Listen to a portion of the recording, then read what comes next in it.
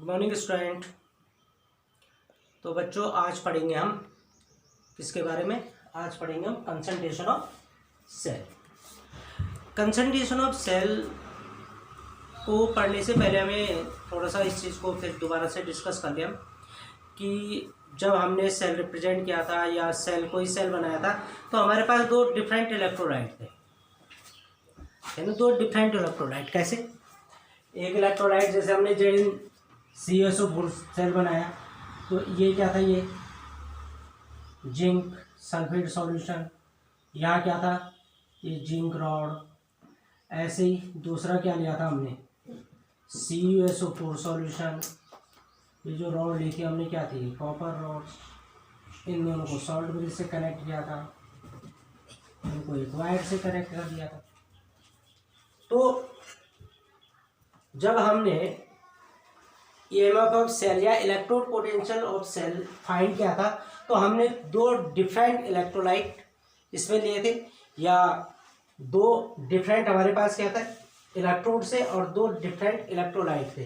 तो इलेक्ट्रोलाइट क्या हो गया आपके, ये जो जैसे ZnSO4 सॉल्यूशन ये इलेक्ट्रोलाइट है, ये CaSO4 सॉल्यूशन इलेक्ट्रोलाइट है, और ये Zn और Cu क्या है, इलेक्ट्रोड। तो यहाँ पे तो हमने क्या किया था, इसका EMF फाइंड किया था या सेल पोटेंशियल फाइंड किया था। अब सपोज अगर आपके पास एक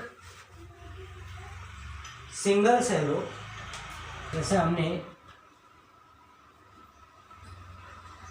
ये एक सेल ले लिया और इस सेल में जो सॉल्यूशन है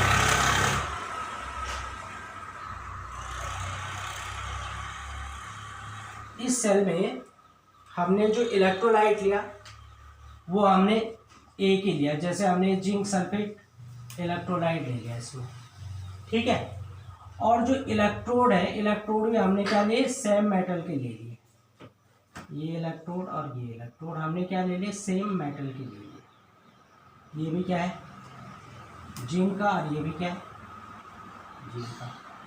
इन दोनों के बीच में हमने एक सेल लगा दिया, ठीक है।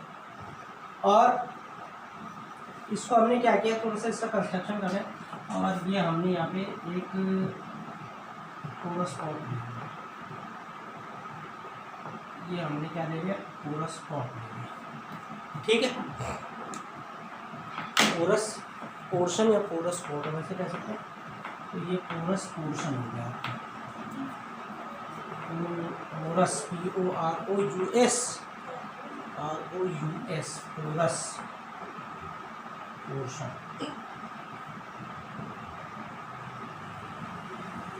अब यहाँ पे देखो हुआ क्या है, इस तरह का जो सेल होता है, इस सेल को क्या कहा जाता है, सेल कंसंट्रेशन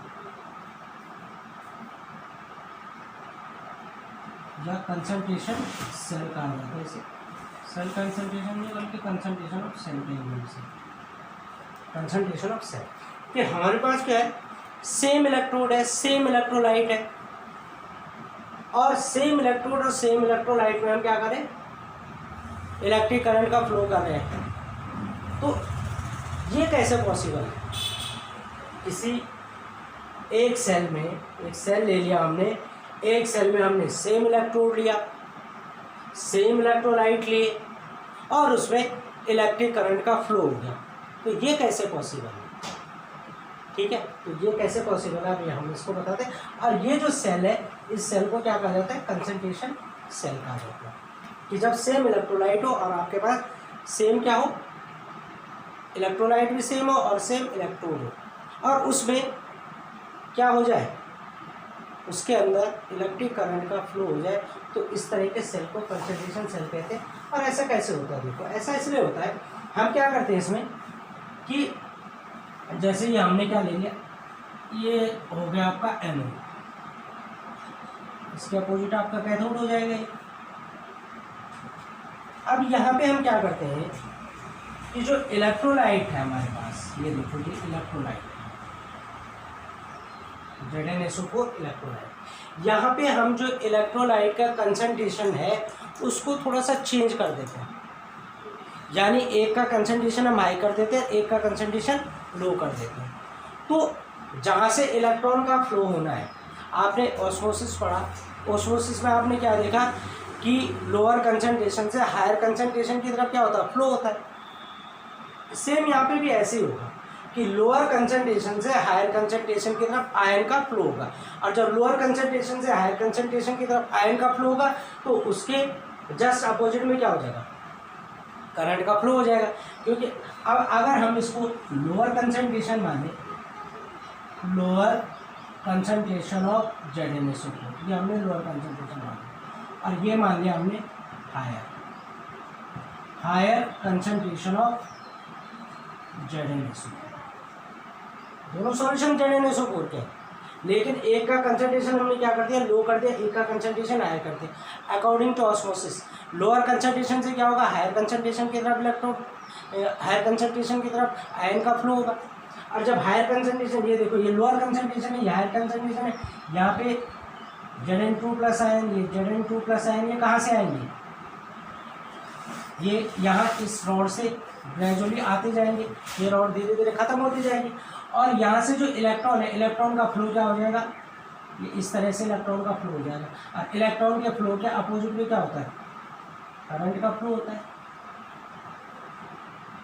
तो करंट का फ्लो क्या होगा, ये इस तरीके से होगा। यहाँ पे हमारा जो गैल्वो एमीटर है या जो हमने बल्ब लगा रखा, वो क्या करने लग जाएगा, ग्लो करने लग जाएगा। तो यहाँ पे क्या हुआ कि लोअर कंसंट्रेशन से जो जिंक आयन है वो क्या जा रहे हैं, हायर कंसंट्रेशन की तरफ जा रहे हैं।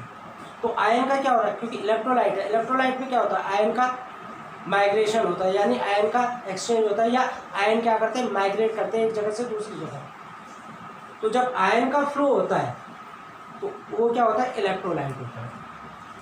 तो अब यहाँ पे क्या है कि लोअर कंसंट्रेशन से हायर कंसंट्रेशन की तरफ जिनके आयन क्या करें, फ्लो करें। तो जब ये फ्लो करते हैं तो यहाँ से क्या होगा, इलेक्ट्रॉन का फ्लो होगा, यानी इलेक्ट्रॉन का फ्लो क्या होगा, लेफ्ट से राइट की तरफ होगा, करंट का फ्लो उसके जस्ट अपोजिट में हो जाएगा। और इससे हमें पता चल जाएगा कि इसमें क्या हो रहा है, इलेक्ट्रिक करंट का फ्लो हो रहा। तो इस तरह के सेल को कहा जाता है कंसंट्रेशन सेल। अब यहाँ पे देखो, यहाँ पे क्या है कि ऑक्सीडेशन और रिडक्शन, ऑक्सीडेशन और रिडक्शन क्या हो रहा है, सेम एक ही सेल में हो रहा है। तो अब ये देखो, अगर हम इसकी ऑक्सीडेशन ऑफ रिएक्शन देखें तो क्या हो जाएगी, इसकी ऑक्सीडेशन हाफ रिएक्शन सेम एक ही, क्योंकि जिंक Zn तो gives Zn2 plus plus 2E minus, ये क्या हो रहा है, ऑक्सीडेशन। क्या हो रहा है यहाँ पे, ऑक्सीडेशन। और रिडक्शन भी क्या होगा यहाँ पे, सेम एज इट इज हो जाएगा, रिडक्शन हाफ रिएक्शन। किसका हो रहा है रिडक्शन, सेम जिंक का ही हो रहा, क्योंकि ये देखो लोअर से हायर कंसंट्रेशन की तरफ जा रहा है। तो Zn2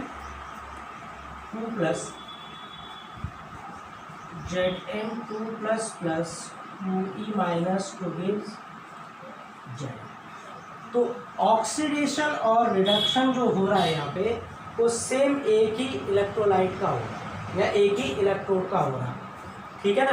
तो यहाँ पे क्या है, जिंक का एक जगह ऑक्सीडेशन हो रहा है, एक जगह जिंक का क्या हो रहा है, रिडक्शन हो रहा है। तो यहाँ पे जो हम क्या लेंगे, E0 सेल जो लेंगे हम, E0 सेल क्या हो जाएगा हमारा, E0 सेल हमारा 0 हो जाएगा, क्योंकि ऑक्सीडेशन रिडक्शन सेम प्लेस पे हो रहा है। तो जो E0 सेल हो जाएगा हमारा, E0 सेल क्या हो जाएगा आपका, so E0 cell equal to क्या हो जाएगा आपका, E0 cathode minus E0 anode. अब E0 कैथोड क्या हो जाएगा आपका,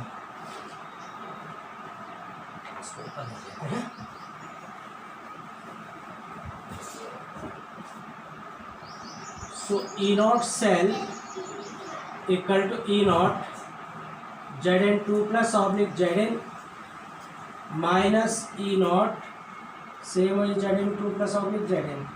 ऑक्सीडेशन भी जिंक का, रिडक्शन भी जिंक का। तो E0 सेल क्या हो जाएगा आपका, दैट इज 0।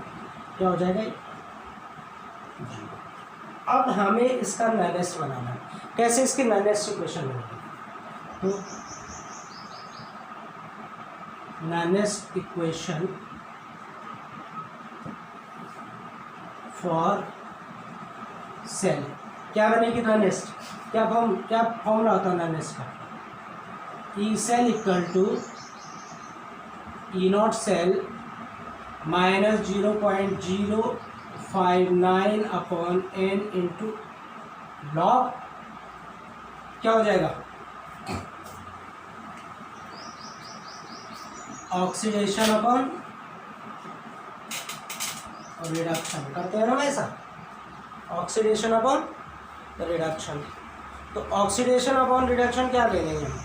इसका कंसंट्रेशन ले लेंगे। सपोज अगर हम यहाँ पे माने लोअर कंसंट्रेशन सपोज हमने C1 मान लिया और हायर कंसंट्रेशन हमने क्या मान लिया? हायर कंसंट्रेशन में हमने क्या मान लिया?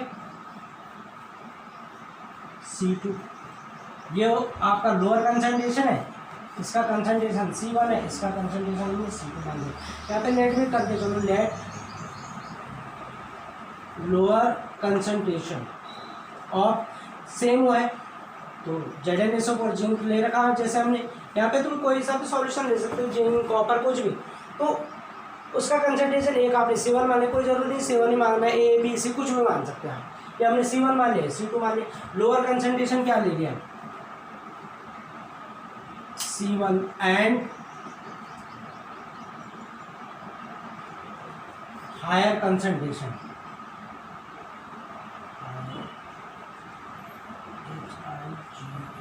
Higher concentration of ZnSO4 is, इसको क्या मान लिया हमने? C। अब यहाँ पे क्या फॉर्मूला बन जाएगा? ननेस्ट क्या बन जाएगी इसकी? E cell equal to E naught cell minus 0.059 upon n into log. Lower concentration क्या मान रखा हमने? C1। और जो लोअर कंसंट्रेशन है उससे क्या हो रहा है? इलेक्ट्रॉन का फ्लो हो रहा है। इसका मतलब ऑक्सीडेशन किसका हो रहा है? लोअर कंसंट्रेशन का। तो C1 का क्या हो रहा है? ऑक्सीडेशन। तो ऑक्सीडेशन हम कहाँ लिखेंगे? ऊपर। और हायर कंसंट्रेशन का क्या हो रहा है? रिडक्शन हो रहा है, उसको नीचे लिखेंगे। तो लॉग क्या हो जाएगा? C1 upon C2। ई नॉट सेल क्या हो जाएगा? E naught cell 0।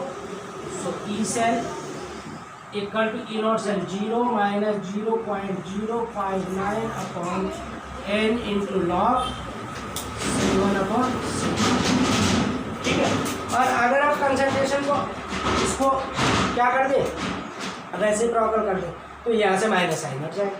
यानी फॉर्मूला अगर आप लिखें ई सेल इक्वल टू ये हो जाएगा minus 0.059 upon n into log C1 upon C2। N का मतलब आपको पता है, नंबर ऑफ इलेक्ट्रॉन 1 2 3 4 कुछ भी हो सकते हैं। तो ये आपका फॉर्मूला आ गया ई सेल का। और अगर आप बाय द वे यहाँ प्लस करना चाह रहे हैं तो ये फॉर्मूला क्या बनेगा आपका? E cell equal to 0.059 upon n into log. अभी देखो इसका रेसिप्रोकल कर दो, ये क्या हो जाएगा? C2 upon C1। यहाँ पॉजिटिव क्या आ जाएगा? वैल्यू आपकी पॉजिटिव आ जाएगी। तो C2 का अगर आप ऊपर ले जाएंगे और C1 को नीचे ले जाएंगे तो ये माइनस प्लस हो जाएगा। तो बेटर है कि जब आप क्वेश्चन करेंगे इस टाइप के तो आपको पता चल जाएगा कि माइनस कैसे प्लस होगा। तो फॉर्मूला इसको लगाओ चाहे इसको लगाओ, दोनों एक ही। इसको लगाओगे तो एज इट इज करेंगे आप, ऑक्सीडेशन अपॉन रिडक्शन। और अगर इसको लगाओगे तो रिडक्शन अपॉन ऑक्सीडेशन होगा, इतना ही।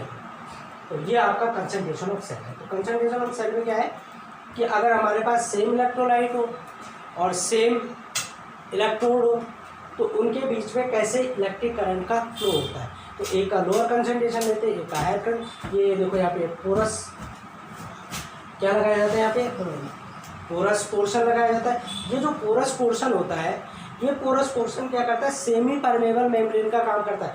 यानी कि ये क्या करता है? लोअर कंसंट्रेशन को हायर में तो जाने देता है, लेकिन हायर कंसंट्रेशन को लोअर कंसंट्रेशन में नहीं जाने देता।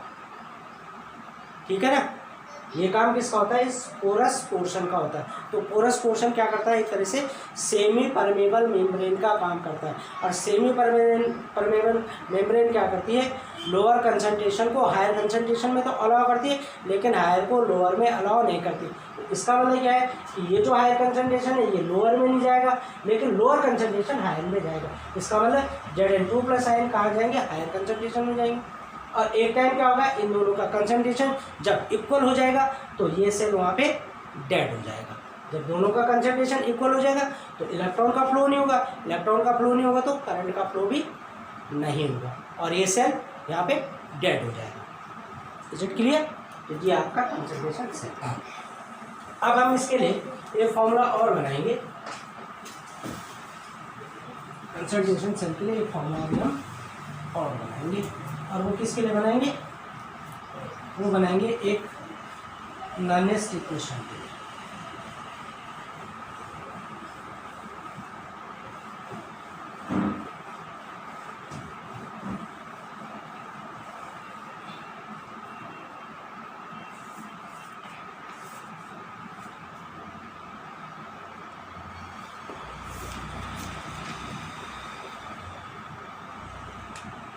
ठीक है, अब एक काम करते हैं, इक्विलिब्रियम कांस्टेंट बनाते हैं Nernst equation.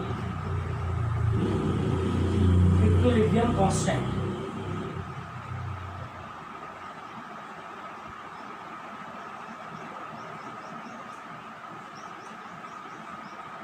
Equilibrium constant from Nernst equation, from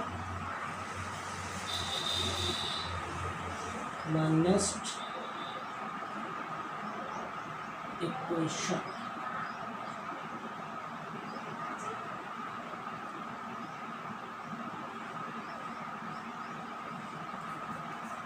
अब यहाँ पे एक सेल कंस्ट्रक्ट करेंगे हम, और सपोज ये देखो इक्विलिब्रियम कांस्टेंट बना रहे हैं। इक्विलिब्रियम कांस्टेंट आपने इक्विलिब्रियम वाले चैप्टर 11 में पढ़ा है। इक्विलिब्रियम कांस्टेंट क्या होता है, Kc आपने पढ़ा है किसी सेल के लिए। जैसे सपोज हमारे पास ये कोई रिएक्शन है, A+B टू गिव्स C+D। इसके लिए इक्विलिब्रियम कांस्टेंट क्या होता है, equilibrium constant Kc equal to क्या हो जाएगा आपका, product C into B upon reactant A into B, ये होता है आपका इक्विलिब्रियम कांस्टेंट Kc। तो ऐसे हम एक रिएक्शन के लिए इक्विलिब्रियम कांस्टेंट बनाएंगे।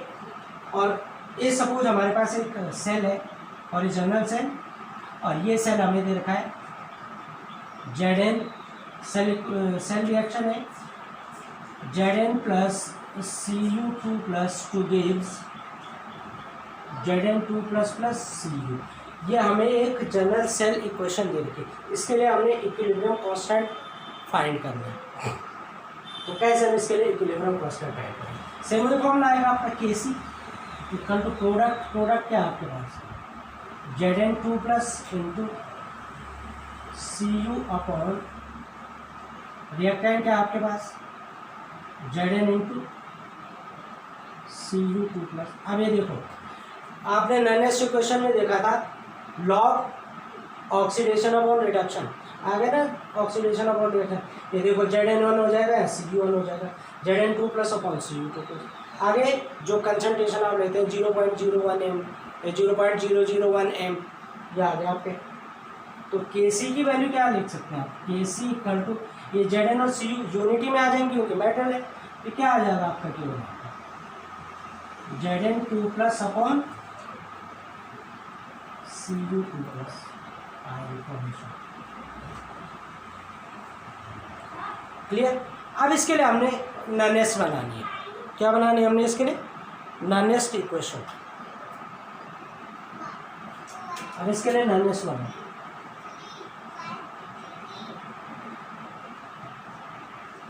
नॉनेस्ट equation of reaction. E cell equal to E0 cell minus 0.059 upon n into log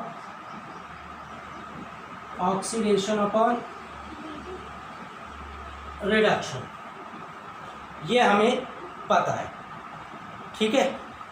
अब ई नॉट सेल हमें पता चल जाएगा ई नॉट सेल क्या है, और इनकी वैल्यू हमें पता चल जाएगी log oxidation of reduction. Oxidation of reduction क्या नहीं है, E cell equal to E naught cell minus 0.059 upon n into log oxidation किसका हो रहा, Zn2 प्लस अपॉन रिडक्शन किसका हो रहा, Cu2 प्लस। अब देखो Zn2 plus upon Cu2 plus, ये देखो यहाँ पे आ रखा है, इसकी वैल्यू क्या है Kc। अब इस इक्वेशन को हम यहाँ पे रख देंगे, क्या करेंगे हम इसको यहाँ रख देंगे, तो क्या हो जाएगा, ये हो जाएगा आपका E cell equal to E naught cell minus 0.059 upon n into log, इसकी जगह हम क्या देख लेंगे Kc।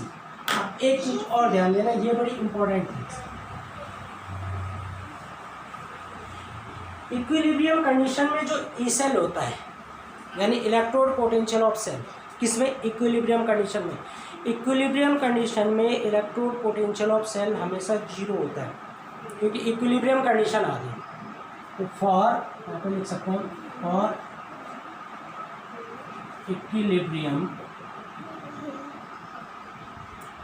E cell equal to zero, क्या होता है ई सेल की वैल्यू क्या होती है जीरो। क्यों, क्योंकि इक्विलिब्रियम जब कंडीशन आती है तो इक्विलिब्रियम में क्या होता है, जो ऑक्सीडेशन और रिडक्शन है, ऑक्सीडेशन और रिडक्शन की वैल्यू क्या हो जाती है सेम हो जाती है, तो ऑक्सीडेशन रिडक्शन कैंसिल आउट हो जाता है और वैल्यू क्या हो जाती है जीरो, जैसे हमने पिछले वाले सेल में देखा, ठीक है। तो जब एक कंडीशन इक्विलिब्रियम के आ जाते हैं तो इक्विलिब्रियम कंडीशन में जो सेल का सेल्फ पोटेंशियल होता है वो जीरो हो जाता है, समझ रहे, यानी सेल वहाँ पे जनरली वर्क नहीं करता। तो ई सेल की वैल्यू हम क्या रखेंगे यहाँ पे जीरो रखेंगे। सो फॉर्मूले में हमने रखा है इसे E cell equal to E naught cell minus 0.059 upon n, n की वैल्यू आपको पता है, जैसे यहाँ पे Zn सेल है तो ट्रू होगी into log Kc, Zn2 plus upon Cu2 plus Kc। E naught cell क्या ले लेंगे आप zero equal to E naught cell minus 0.059 upon n into log Kc।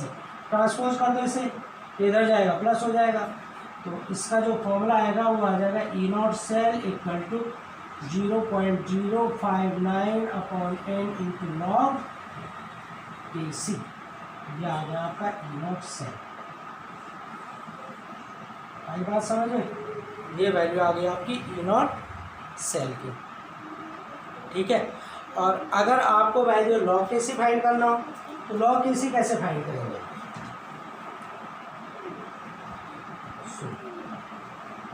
अगर आपको लॉग Kc, ये देखो जब लॉग Kc की वैल्यू आप निकालेंगे तो यहाँ पे एंटी लॉग लगेगा, जब क्वेश्चन करेंगे तो तब देखेंगे हम कि कैसे एंटी लॉग का यूज़ करेंगे। तो Kc कैसे निकालेंगे, Kc पर तो ये इसके साथ मल्टीप्लाई हो जाएगा, मल्टीप्लाई हो जाएगा, ये एन ऊपर चल जाएगा तो क्या हो जाएगा n upon 0.059 into E naught cell, उल्टा हो जाएगा, ये आपकी लॉग Kc की वैल्यू आ गई। ई नॉट सेल क्या होगा आपका standard electrode potential, standard electrode potential E cathode minus E anode, तो ये आ गया आपका log Kc equal to 0.059 into E naught cell, ये आपकी इसकी वैल्यू आ गई। वही बात समझ में, तो ये इक्विलिब्रियम कांस्टेंट है किसके लिए, नॉननेस के लिए, कि अगर इक्विलिब्रियम कंडीशन आ जाती है तो इक्विलिब्रियम कंडीशन में जो इलेक्ट्रोड पोटेंशियल ऑफ सेल होता है वो कितना होता है जीरो होता है, क्योंकि ऑक्सीडेशन रिडक्शन दोनों इक्वल हो जाते हैं। तो ई नॉट सेल की वैल्यू, ई सेल की जो वैल्यू ली जाती है यानी इलेक्ट्रोड पोटेंशियल जो वैल्यू आती है वो जीरो आती है। That is clear. तो एक क्वेश्चन कर लेते हैं हम, जैसे अभी हमने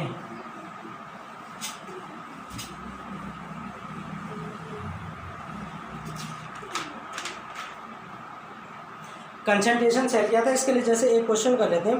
क्वेश्चन दे रखा हमें अ सेल कंटेन 2 हाइड्रोजन इलेक्ट्रोड, किससे बना हुआ है हाइड्रोजन इलेक्ट्रोड से, 2 हाइड्रोजन इलेक्ट्रोड है the negative electrode is contact with the solution of 10⁻⁻6 m। एक वैल्यू दे रखी है हमें कितनी, 10⁻⁻6 m कंसंट्रेशन है हमें गिवन है 10⁻⁻6 m। The EMF of cell, EMF आपको गिवन है यानी ई आपको गिवन है, तो हमें calculate the concentration of hydrogen ionise positive electrode. Negative electrode पे जो कंसंट्रेशन है वो है 10⁻⁶। तो नेगेटिव का जो कंसंट्रेशन हम लेंगे वो क्या लेंगे, 10⁻⁶। और दे रखा हमें E cell EMF of cell दे रखा 0.118। क्लियर। तो अब हमें इसको फाइंड करना है, तो कैसे फाइंड करेंगे हम इसे,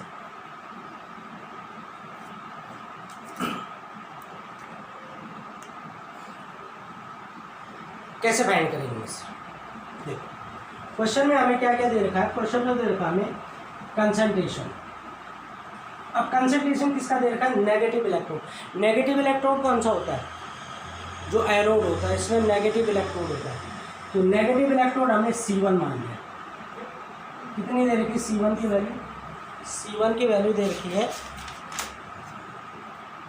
10⁻⁻6, 10⁻⁻6। C2 हमें फाइंड करना है और ई सेल दे रखा हमें 0.118। हाइड्रोजन इलेक्ट्रोड है ये, तो यहाँ पे जो रिएक्शन होगी हाइड्रोजन इलेक्ट्रोड पे क्या रिएक्शन होगी, क्या रिएक्शन होगी, इसकी रिएक्शन हम लेंगे H+ + E- two gives H2। Twice of H कर लो से ट्वाइस ऑफ E कर लो, दैट इज H2। ठीक है, या तुम इसे ऐसे लिख सकते हो H+ + E- two gives half of H2। तुम इसे ऐसे लिख लो, एक इलेक्ट्रॉन निकाला तो हाफ ऑफ H2। ठीक है, अब क्यों लिया हमने ऑक्सीडेशन, क्यों नहीं ली, क्योंकि जो इलेक्ट्रोड है वो नेगेटिव टर्मिनल से किसकी तरफ जा रहा है, पॉजिटिव की तरफ जा रहा है, यानी कि ऑक्सीडेशन से रिडक्शन की तरफ जा रहा है। तो यहाँ पे ऑक्सीडेशन वैल्यू हमें गिवन है, तो हमें रिडक्शन वैल्यू फाइंड करनी है। फॉर्मूले में रखो इसे, ई सेल क्या होता है, E cell equal to -0.059/n into log C1/C2। 0.118 equal to 0.059/n। n की वैल्यू हमने रख दी 1, हम इस रिएक्शन को लेके चलो, इंटू log C1 की वैल्यू कितनी है 10⁻⁻6/C2।